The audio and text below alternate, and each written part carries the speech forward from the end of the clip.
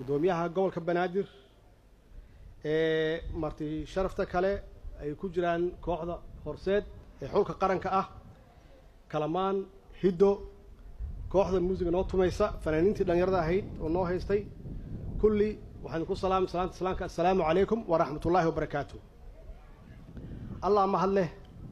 alxamdulillaah oo caawa halkan isugu keenay annagoo caafimaad qabna waxa uu gudoomiyaha ka tagay xiritaanka kalfadhigan siisaba dhaqan ahaan wuxuu ahaa xaflad kaftana oo dadku dee iska kifaaxaan sidaad aragteen oo muusiga hadda aan dhegaysanaynay siyaasiyiintu markay hadlayaan inaysan serious ahayn oo haddee liscaluul xaaranayo oo laisqalbi xaaranayo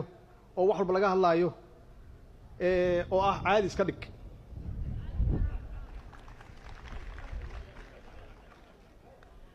xoogaa yar yaan rabaa inaan ka hadlo kalfadhigii hadda 4 bilood aan soo dhaafnay wixii aan ka baranay iyo hadda meeshaan joogno iyo meesha aan higsanayno waxaan higsanaynaa sanadkan inuu ilaahay nooga dhigo sanad wanaagsan oo khayr qaba inuu ilaahay nooga dhigo sanad aan ka shaqeyno dib u heshiisiinta ummadda Soomaaliyeed inuu ilaahay nooga dhigo sanad dib u dhis ah oo aan dalkeena dhisano inuu ilaahay nooga dhigo sanad dib u xoreeyna oo aan dalkeena ka xoreeyno qolooyinkan shayaadiinta ah oo al-shabaabka ah markaan leeyahay dib u heshiisiin waa wax ugu muhiimsan oo ummadeena iyo shacabkeena ay naga sugayaan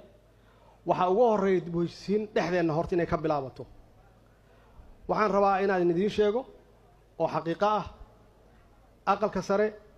iyo golaha shacabka waxa loo baahan yahay dib u heshiisiintooda inaan bilaawno hadduu ilaahay yiraahdo waxaan hayaa warqad aqalka sare soo direen oo ay joojiyeen wada shaqeynta golaha shacabka sidii maxaan ku yiraahdaa dawlad goboleedyadii ay shaqada nooga joojiyeen annaga marka hadda dhexdeena weeye weliba waxaan u galaynaa gudaheena wax alla wixii mugdi ah oo dhexdeena ku jira si aan ugu gudubno shacabkeena Soomaaliyeed wax kasta oo ay kala qabaan oo dhibaato ah oo hore u dhacday inaan ka shaqeyno sidii isugu soo dhawaan lahaayeen sidii gacmaha isugu qabsan lahaayeen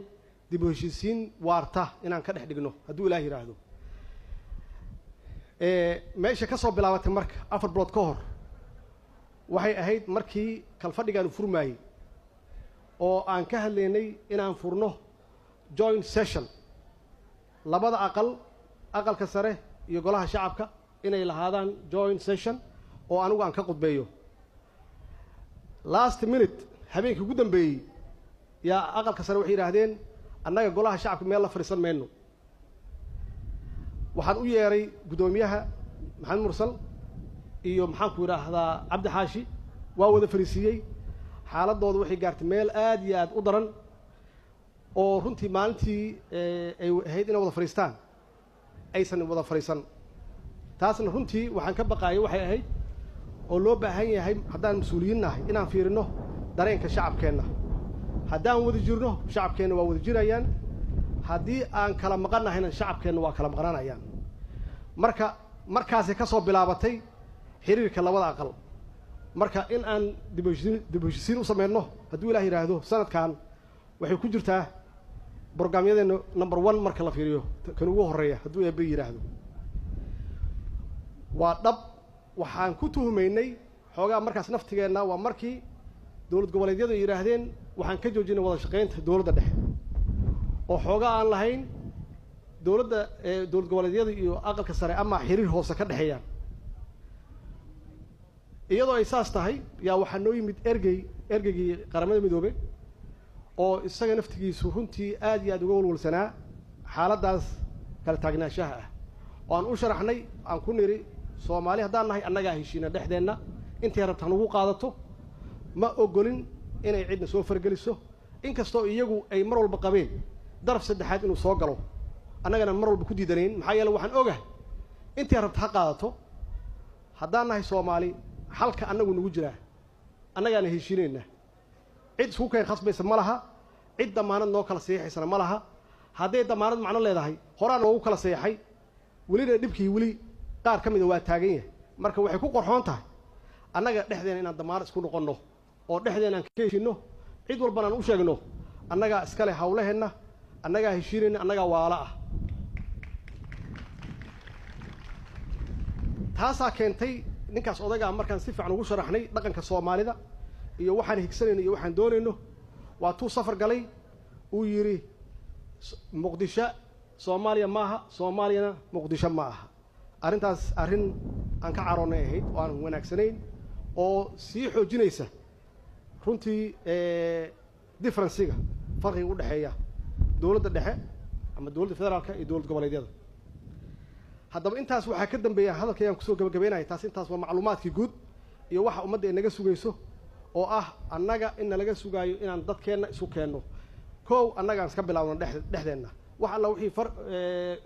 farqiga oo nagu kala dhex jira inaan annaga dhexdeenna iska daaweyno iyadoo ay saas tahay yaa waxaa maqasheen wax la yidhahda mooshin oo qayb ka mid ah khilaafaadkan haysta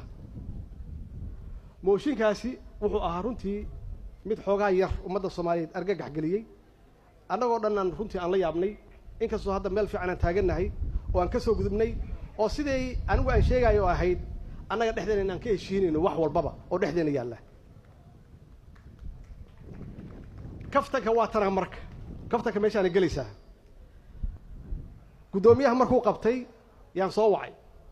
gudoomiyaha kaftameena waxaan maqlay mooshin baa la qabtay see wax yihiin markaasuu yiri waa hor yaallaan mooshinka waxaan ku yiri see u egyahay wuxuu yiri bal aan kugu soo celiyo warqadihii saas u rogay waa ugu soo celiyo wuxuu yiri nambarkaas weey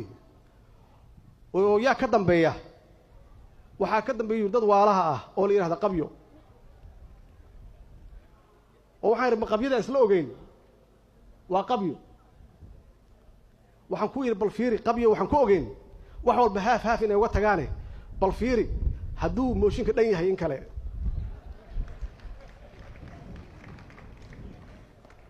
dib uu fiiriyay wuxuu arkay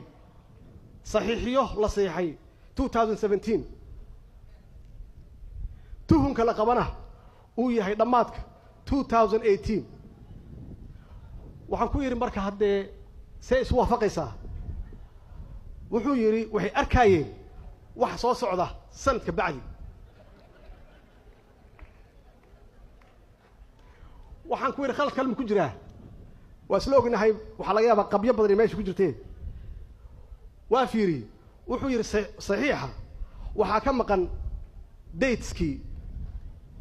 oo waxaan ku yiri see dateski qofku uu ku iloobi hadduu qofka saxiixay see ku iloobi waqtiga uu saxiixay waxaan ku yiraahday maxaa kale oo ku jira wuxuu yiri dad kale oo waxa jira oo xanuunsan oo dibadaha jira oo aan ka warqabin waxaan ku yiri marka waayahay gudoomiye maxay tahay waxaan see wax u jiraan motive muxuu yahay maxaa laga danleeyahay waxaan ilaa waaba sheegtay waa qabye wuxuu yiri hore wuxuu yiraahdeen qabye ninkeeda dhameystira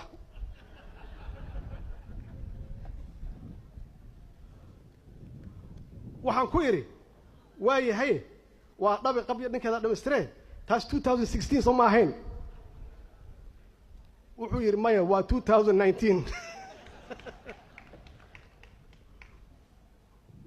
waayahay maxay rabaan marka ma weydiis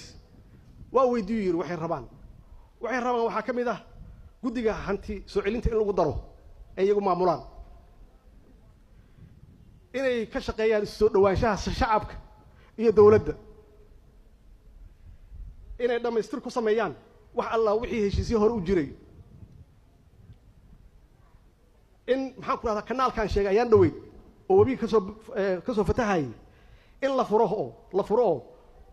beerta loo daayo